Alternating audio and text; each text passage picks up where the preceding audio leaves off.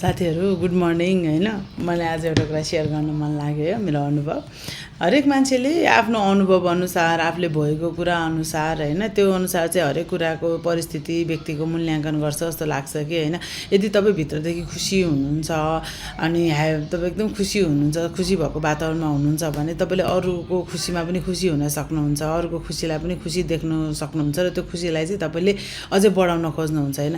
यदि तपाईँ दुखी हुनुहुन्छ भने अथवा तपाईँ कुनै पनि कारणले गर्दा अथवा तपाईँको कन्फ्लिक्टेड फ्यामिली छ अथवा तपाईँको चाहिँ राम्रो वातावरण छैन तपाईँ बसेको ठाउँमा भनेपछि तपाईँ अथवा कुनै त्यस्तो कुनै पनि इन्सिडेन्स घटेछ भने तपाईँ खुसी हुन सक्नुहुन्न भने अरूको खुसीमा पनि तपाईँ खुसी हुन सक्नुहुन्न कि हैन।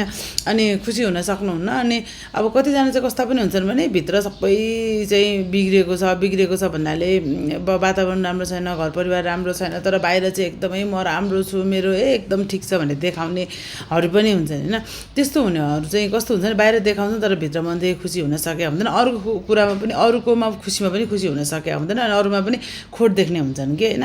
अनि मलाई चाहिँ कस्तो लाग्छ भने सबैजनाले हामीले के बुझ्नुपर्छ त भन्दाखेरि चाहिँ तपाईँ कस्तो परिस्थितिमा हुनुहुन्छ त्यो परिस्थितिमा अरू नहुन सक्छन् हैन। कहिलेकाहीँ अरू मान्छेको ठाउँमा पनि आएर आफूलाई सोच्न सक्नुपर्छ र यदि अरू खुसी हुन्छन् भने उसलाई खुसी हुन दिनु सक्नुपर्छ।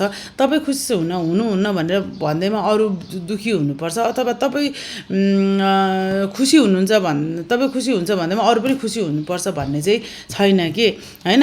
अनि त्यो कारणले गर्दा हामीले यो समग्रमा के हो त भन्दाखेरि सबैको भावना सबैको अनुभवहरूलाई चाहिँ हामीले सम्मान गर्न सक्नुपर्छ हैन। सबै कुरा तपाईँको सोचाइ र तपाईँको भावना अनुसार निहित हुँदैन हैन। जसले अरूको भावना परिस्थिति हरेक कुरालाई खुसी दुःख सबैलाई आफ्नो भन्दा फरक रहेको प्रवृत्तिलाई पनि सम्मान गर्न सक्छ नि त्यो नै मान्छेको म्याचुरिटी हो र महानता हो जस्तो लाग्छ कि हैन। तपाईँ दुखी हुनुहुन्छ भने अरू पनि दुखी होस् भन्ने चाहनुहुन्छ भने तपाईँ खुसी हुनुहुन्छ र अरू पनि खुसी नै हुनुपर्छ भन्ने चाहनुहुन्छ भने त्यो चाहिँ एउटा मूर्खता हो कि हैन। अनि यस्तो परिस्थितिमा चाहिँ तपाईँको अनुभव सर्टिफिकेटहरू यिनीहरू सबैजना चाहिँ तपाईँको यस्तो प्रतिक्रिया हुन्छ अथवा भने त्यो सबै कुराहरू चाहिँ व्यर्थ हो जस्तो लाग्छ कि तपाईँको निखारता तपाईँमा भएको शालीनता तपाईँमा भएको अनुभव अथवा तपाईँमा भएको क्षमता र तपाईँ कति मेच्योर हुनुहुन्छ भन्ने कुरा चाहिँ तपाईँभन्दा अड सिचुएसनमा तपाईँले देखाउने रेस्पोन्सले चाहिँ निर्धारण गर्छ कि। सबैको दिन शुभ रहोस्।